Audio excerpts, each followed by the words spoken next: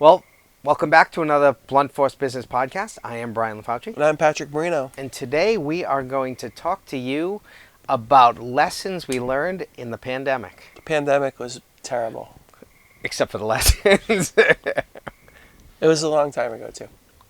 It feels like a long time ago, but also feels like the world has never really changed. Time did a weird warp coming out of it. And when you think back and you look at how long we were in the experience, it's almost unbelievable because it doesn't feel like that long now that we've been out of it for just a little bit. We've been out of it technically here in the United States, at least, because other countries are different, but out of it about half the time that we were in it. Right. So we still, if we go another year, that would have been the out of it, then it would equal the time we were in it. But there were awesome lessons for businesses during that time. Okay, cool. Fantastic lessons. So and well, there are also things that what we're going to talk about is going to be not just if you're involved in a global pandemic. These are lessons that you learn just if shit hits the fan, things go down. Well, it showed where the weaknesses were. Right. And we're going to talk about 3 of those blunt force facts today to explore some of those weaknesses or strengths that you could have. Right. I'd like to call this our midnight edition of Blunt Force Business. It's not actually midnight, but you can imagine it's midnight. It's a late hour edition. Especially for military people who wake up early in the morning. Then it's a real late hour. It's a real late hour.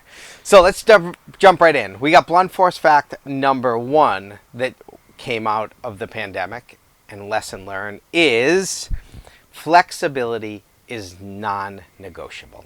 Ooh. You going to let that sit and simmer for a minute there? I am.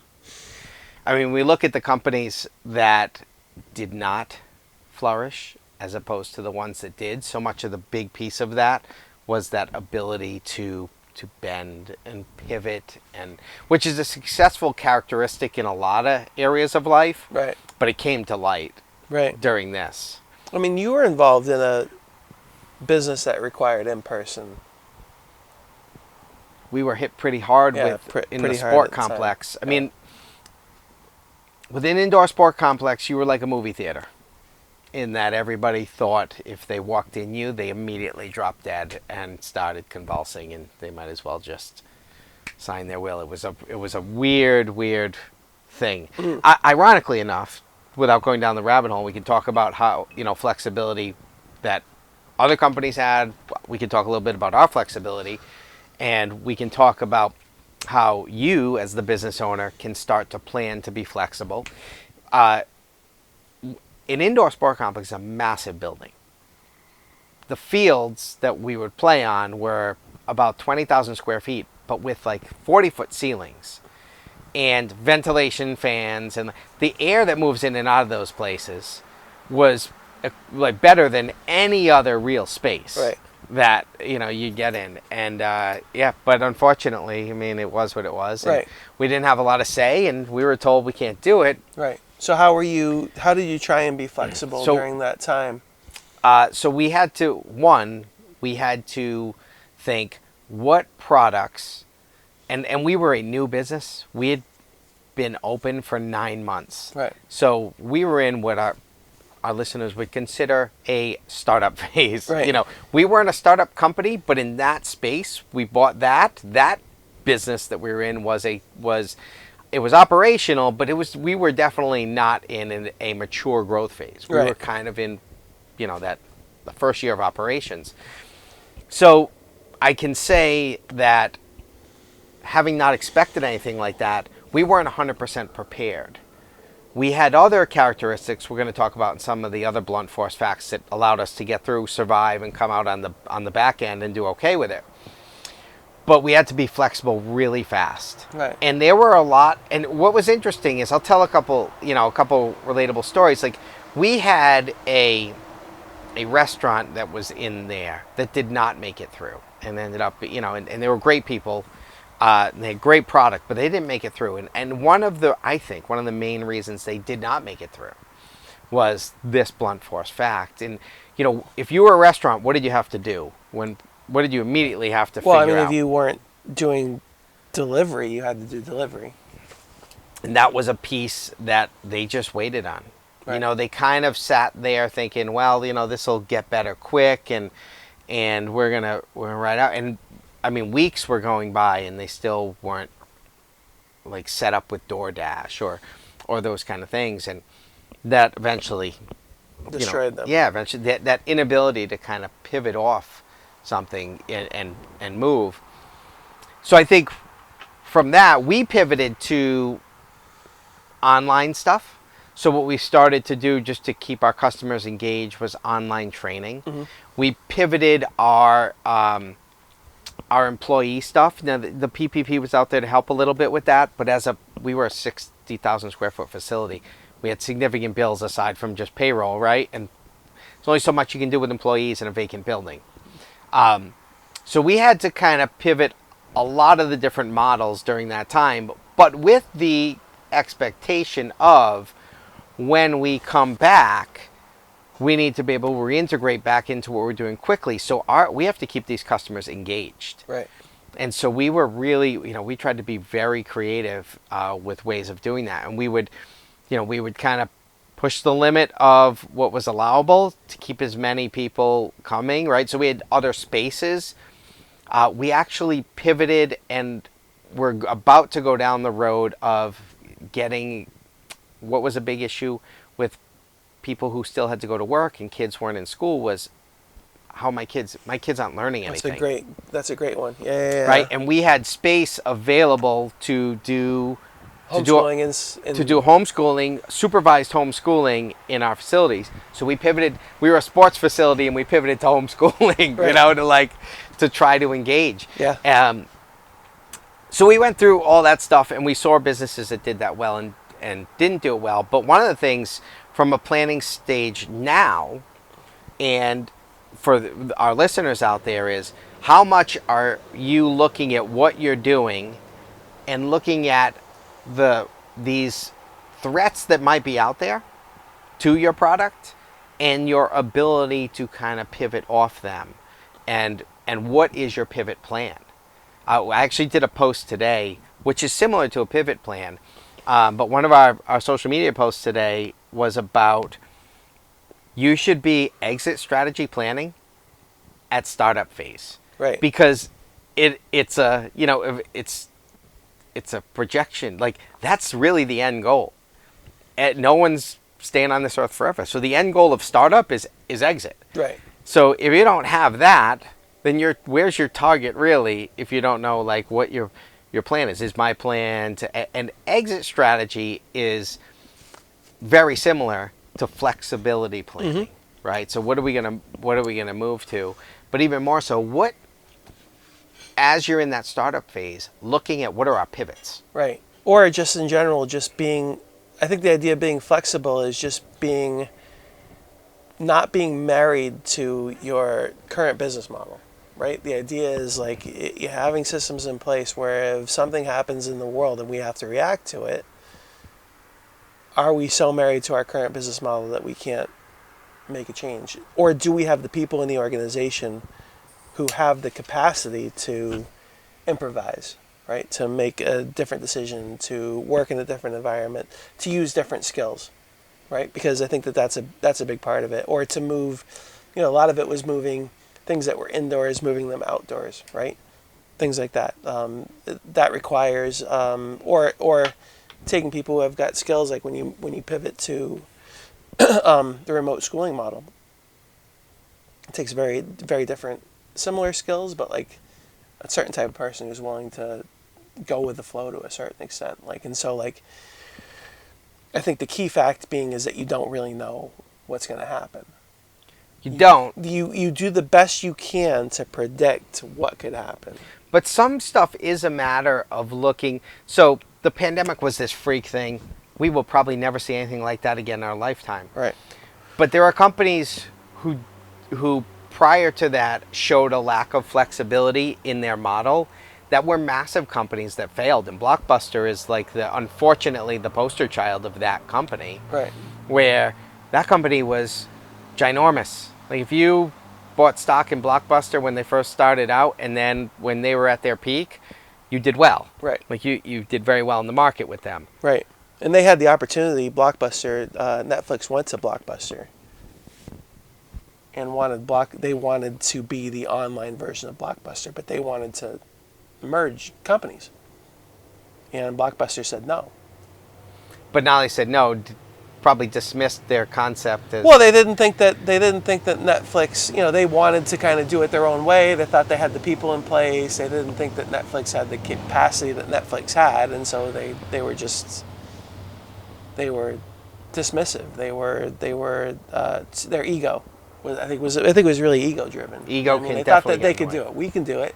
We don't need you guys. And meanwhile, Netflix had been working on it a lot longer, so they were ready, and they were ready for this new change because they'd been working on it a lot longer. They'd been thinking it through, so they had the systems in place, and all they really wanted to do was run this, the delivery service at first, and then the online streaming. They wanted to run that, and it didn't happen, obviously, right? But I think the idea is that you have to. It's impossible to see what's out there. You just have to be ready to make a change if you need to. You can't be so big, you can't be so set in your ways that you can't make a change. I think there's another function to that too, that while we're still on this blunt force fact to bring up, and I think there's a commonality in that. Where there's lack of flexibility? Where? In older people. Oh yeah, for sure. Right? You can't teach an old dog new tricks. And there's a lot to be said for that statement. And typically, in larger companies, when you look at them, and it was funny, I was looking at the board of this company the other day that was going through this merger, and I'm looking at the board, and I'm just scanning through their white pages, right, and learning about the company, and I looked at the board, and I'm like, oh, wow, there's a problem here. Like, everyone here making the decision is an older white guy, right? And then, we can go down the sex race thing too with flexibility, but I think to be flexible, we know this concept exists. How well do we actually listen to the young people in our company, which goes back to a previous podcast we had on listening to, like you said, listening to learn, right? Mm-hmm. And really understanding that new innovations have often been frowned upon by those people who are set in their ways, right, or who have, done something one way for so long. Like when the TV first came out, I remember one of, and I don't remember who it was, but there was it was either a president or a real famous inventor just said, well, this will flop because nobody's got the time to sit in front of this thing for, X amount of hours a day. And why is that? Well, because we do it all the time when we look at what's going on with our kids, and we look at things and be like, oh, that's ridiculous. Well, is it? They're seeing something here. They're eventually going to be the leaders in charge. They're going to drive in that direction. So piece of a way for our listeners to prepare to be flexible is to listen to their people a little bit. Yeah. You got to watch market trends, but remember, the generation behind you is the next you. Right. And they're seeing things different than you, and they're seeing things without the rigidity you might have because of your patterns. Right. Or because you've been successful. I think sometimes success... That's a great comment. Success is an issue, right? It's like you've been successful doing something, so it's like, why would you make a change? Because I've been doing this, it's been working. So why would I change? Right? Well, the problem is that there's other innovations or there's new players to the market. They make things more complicated. They make the competition more complicated. And that if you don't have the ability to adapt and change, it's not really even so much that you have to be changing all the time, because there's the other part of it as well, especially for newer businesses where they don't have a set model yet. And so they're trying to do everything, right? So like as a digital agency, for example, like, my marketing agency, we could do every possible thing. We could be focused on website development. We could focus on Google Ads. We could focus on local SEO. We could be focused on video content creation, right? It's a big, social media and all that stuff, right? You could be trying to do everything and then constantly changing, right? It's like, TikTok came out. Oh, we have to be a TikTok company, right? It's like you could be constantly changing without being a master of anything, right? Which is like the wrong way of doing it, right? So you have to find your area, especially your niche, especially if you're going to have market differentiator. If you're going to have your better, right? You have to be better at something. You have to actually be good at it if you're going to be better at it. Right. Right? But you have to have the ability that if you're involved in social media and then TikTok comes out, do you have the capacity to do something about it? Right. You know, and if you Yes. don't, then you're in real trouble. And like that's where the pandemic lesson comes in, where you've got this worldwide event that really, really changed things. The companies that weren't flexible really had trouble. You're right. Which jumps us into blunt force fact number 2. Blunt force fact number 2, which is similar. Okay. Similar, but different in its concept. Right. And blunt force fact number 2 for today is innovate or die. And that is the reality of the world we live in today. Innovate or die. Or fold, or whatever word we want to use. Or close, or pack up your shop. Right. And move on. Innovation. Do you consider yourself innovative? I put him on the spot. No, you did. So it's because you used the word myself. Mm-hmm. I consider myself a little bit of a piece of what we just talked about, in that I realize that I have biases because of certain things I've had success with. Right. So I think that's the way to do them sometimes. Mm-hmm. And because I have some experience, those are biases that naturally happen.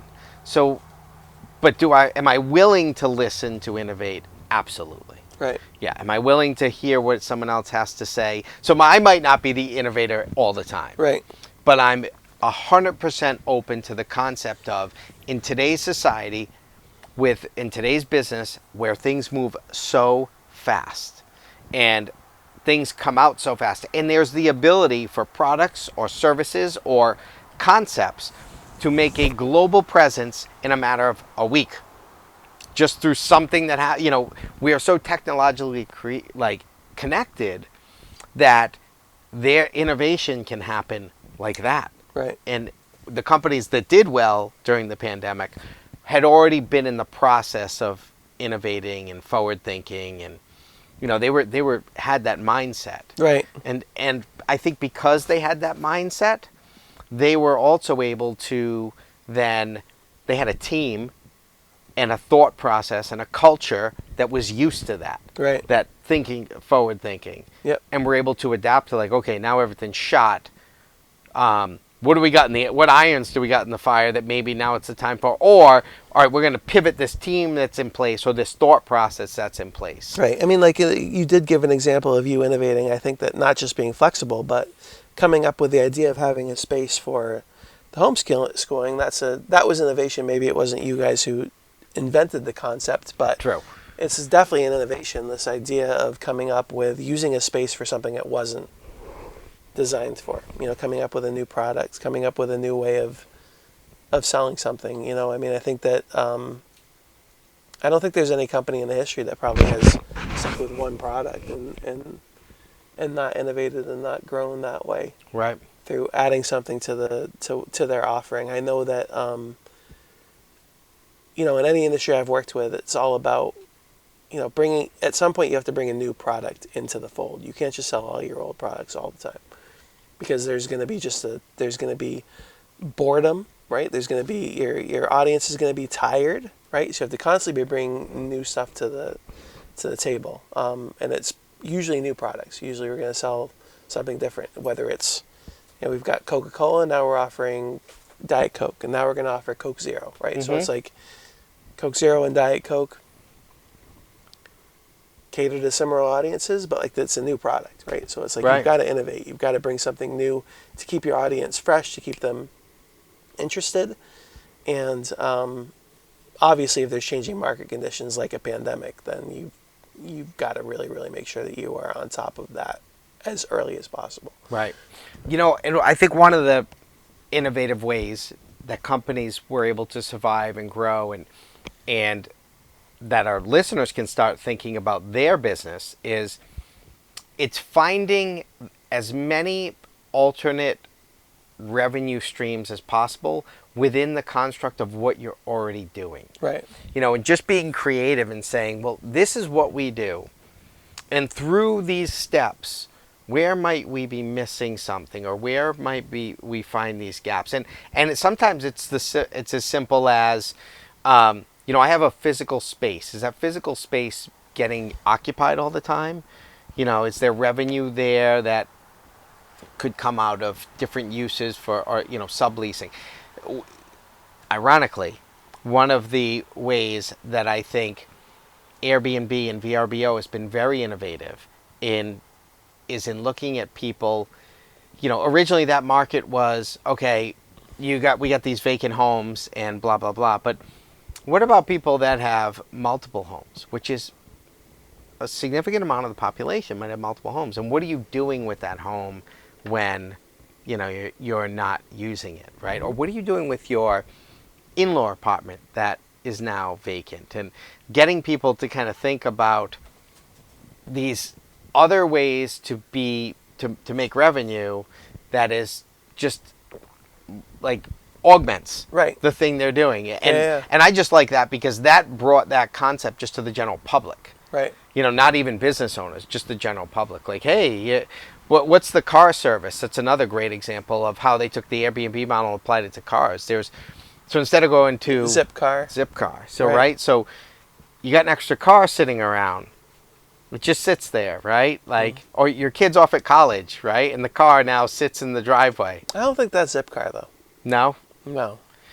There's another one out there where you can actually rent the car from the individual. Okay, I didn't know that. Yeah, absolutely. Right. So there is a service out there, and I'm gonna forget the name, and you can comment the name in the comments below and add it so our listeners will know. But there are services out there because I've had a number of friends that have used it. Right. And it's a little less expensive than Enterprise, but it's like this wide variety of vehicles. Some people have some pretty cool cars.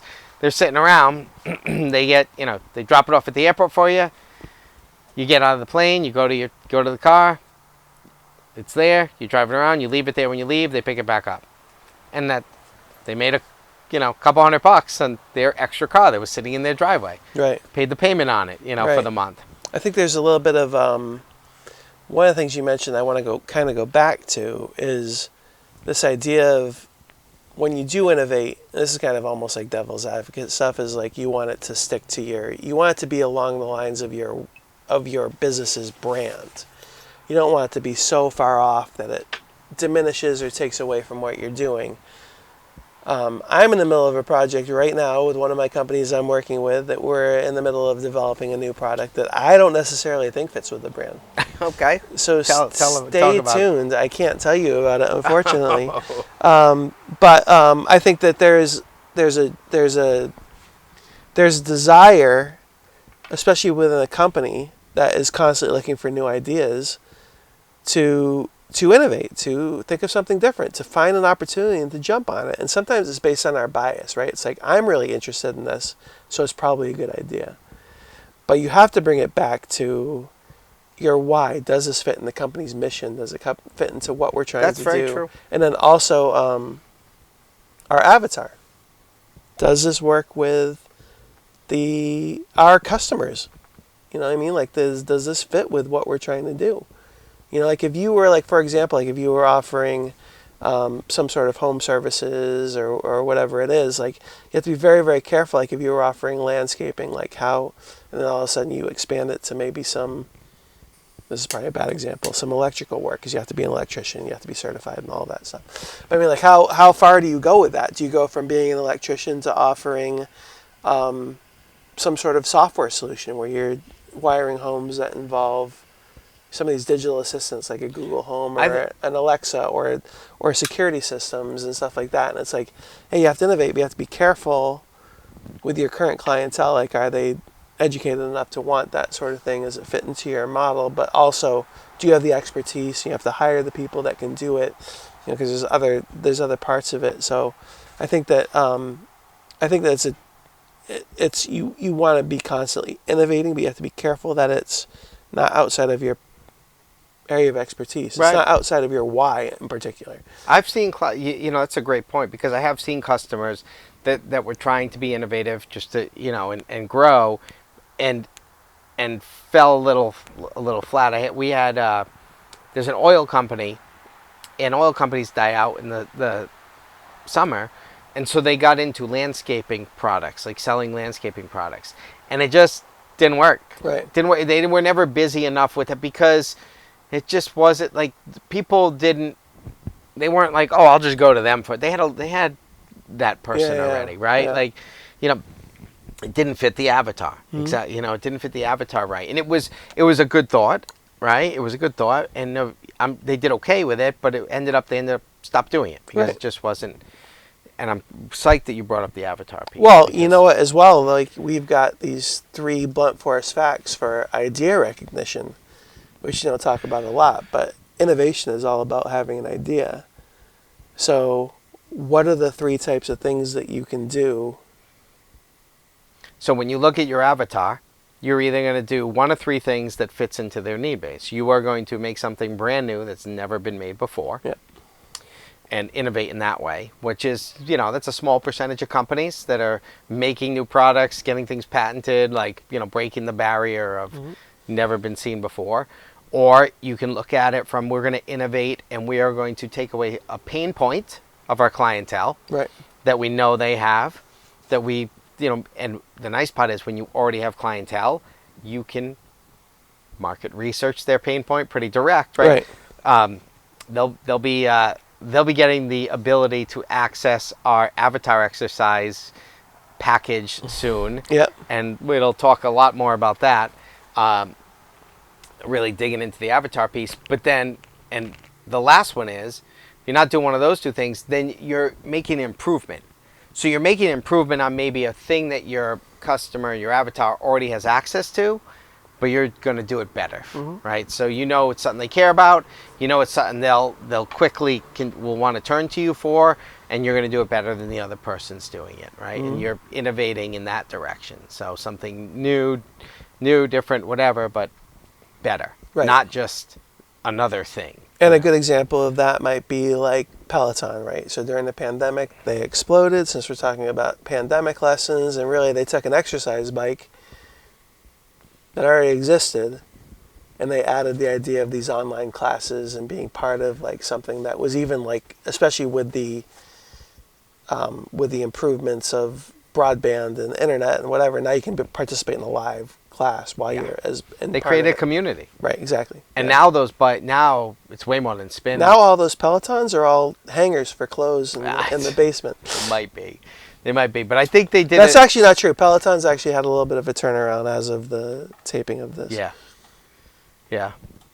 I liked one thing I thought they did really well though was they incorporated other forms of exercise. Right. So they expanded. So like they put the little holder on the front of the bike for weights.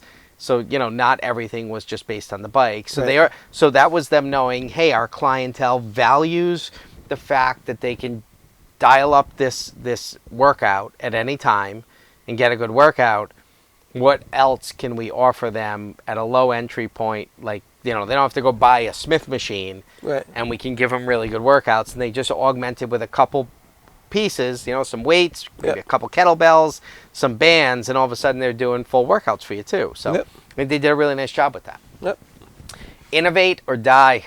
Innovate or die. Yep. Blunt force fact number 2. What's blunt force fact number 3? This one I love. It's the best. My favorite of the 3 is grit. Grit is your survival tool. Grit. And we were kind of kicking this one around a little bit before we started, and I felt like grit might be the most important one. I really do like this one. And grit is resiliency is what grit is. Grit, resiliency, those are interchangeable words. And one of the things that was really prominent during my time in service, and still is, and they related it to like veteran suicide rate and PTSD during during the war campaigns that were going on, and so they obviously were doing a lot of studies and trying to find out what some of the key factors were that made one person go away and come back okay, and the other person maybe came back, and it was grit, it was resiliency, and the ability to So what is grit and what is resiliency as a business owner? Well, it's the ability to sustain a tough time. Right. And what they relate it to, as you kind of dig into it, is how in order is the rest of your house? And if the rest of your house is strong and in order, you can deal with this issue at hand and this conflict at hand or this pandemic at hand, and you can give it your all and you can come out of it and be strong. So for a business owner, what does grit and resiliency mean? Is one is like, what do your like cash reserves look like? Right. How resilient are you as a company? And if you're about to go and like invest in something really big, are you depleting that reserve so much so that like if something happens, and I'm glad we brought this up because this was the piece when we were talking about, you brought up the sport complex. Right. This was the piece where we were towing the thin red line very much. Right. And what kept us alive was we had a very strong partner group. Right. That did have a strong financial backing. Mm-hmm. But as a company, when you first enter into a company, like that's when your cash reserves are the lowest, and that's kind of where we were. Right. So we had what our rock was at the time wasn't necessarily the company, it was the players that were involved in the company that could help. Mm-hmm. That could help keep it going. And then it's all the other pieces of resiliency. Like a big piece of a business being resilient is, what is the health, wellness of your ownership like? Like, are they in a good mental, physical state to deal with the stress and anxiety of that? And right. You think it's completely unrelated, as everything we talk about is related, right? We've all been in times where we might have stress, like personal stressors going on. Right. I've never been stressed out about anything personal. Don't laugh. You're not allowed to laugh that hard at that one, actually. I'm laughing because that must be a magical place, because I feel we're all at different times have this space we're in where you have personal stuff going on. Mm-hmm. And when we do, we all know we are not our focus, and it's impossible. Right. And some of it you can't control. You can have stuff that comes your way. You can have a death in the family. You can have, like, whatever. You can go. We've both been through divorce. Like, we weren't like, hey, guess what we're going to do this year? Right, yeah. We're going to do this thing. Yeah, nobody gets married with thinking that they're going to get divorced. So that creates those tough times. And when you're going through them, you realize, well, man, I am vulnerable in these other places in my life, right? So what's resiliency? What are your resiliency factors in those situations? Well, for you, for me, I'm sure it was the same. It was a strong family support network, right? Yeah. It's these things. So having financial resiliency is important for you and your business. Having a strong support network is important for you and your business. Having a place where and people that you can lean on. Right. A mentorship groups is important in being resilient. Right. Or just in general, like, I think strong leadership and strong community, right? Because if you had, the pandemic is the obvious example. That's what we're talking about. So we're thinking this is not going to be forever, right? We're not in the middle of the zombie apocalypse, right? This is going to pass, no matter how bad it is. Right? So if I can, as a leader, am I strong enough as a leader to believe that and pass that belief on to the people who are in my workforce? Because that will help us get through as well. It'll keep them connected, because if we do come back, we're going to want these people back. So do I already have a strong enough organization where they believe in the leadership that this is going to pass, that we have a plan, that we've done our job as a company, like we're going to be strong enough, we're going to exist. Are you willing to stick with us? And that's a big part about leadership, and then also just community. And I'm sure there are, especially like restaurants and things that were really, really suffering during that time. And especially there's a lot of, any company where there's a lot of turnover, like part-time people who are constantly turning over. if you've created that company culture where you're strong enough so that you've got strong leadership who really, really believes, and you've incorporated all your people into it, you've empowered them, they believe in the mission of the company too, then while you're going through it, yeah, I mean, like, obviously you can't go through it forever, but there is a period that you can survive with your community intact because of your leadership and the community culture that you've built. And if you've created a organization built on communication up and down, where your people are already involved in the communication and listening process, and they already feel valued, then you will have this team of collaborators working through this problem with you. Whereas if you don't have that set up, and you have a organization that's operating in a way where, oh, now he wants our input when we're fucked, right? Yeah. Like, now we're going to listen. Then, yeah, you might not have that. You might not have what you need there to make that happen. So part of having a resilient organization is having one that has good top-down leadership, that is good listening leaders, that has valued up until this point the input of their people, so they feel like a valued asset in. And that was a huge piece for me. When I will say that I think we did that very well in the sport complex. And when it came down to it, when we were in really tough times, our key staff was coming up to me and saying, "Tell me what you need to do, right? And I'll do it." Well, it's like, do you have, when it's tough times? And they stayed, right? And I look back on that all the time and say I owe them forever in my life, right? Because we closed. And they didn't know how long it would be for, and they stayed. And we had to be real creative with pay structures and how we paid people and what we did and blah, blah, blah. And they stayed. Right. And, and I think that was culture. And they had to be willing to endure the not being paid at some point. Yeah. Right. But you're only willing to do that if you buy into the company mission, if you see that there's a light at the end of the tunnel, and that only comes through good leadership and the good community that you built way before the shit hit the fan. Yeah. This was a good one. The pandemic, as opposed to our other ones. Which our other ones were really, really terrible. This one was fantastic. We should do them all at midnight. A midnight YouTube podcast. However you're listening, you're not watching. If you're not watching, then you're missing out. You are. 3 blunt force facts that we learned from the pandemic that can help you be able to deal with adversity. And 1 is flexibility is not an option. Number 2 is innovate or die. And number 3 is grit is your survival tool. Take those 3 blunt force facts with you to make your organization ready to move forward, pivot, and just be successful no matter what. Survive the next global pandemic. Survive the zombie apocalypse. Yeah, we're in it. You can thank Blunt Force Business for surviving the zombie apocalypse when it does come. I'm Brian LaFauci. Patrick Marino. And we'll see you next time. Thank you.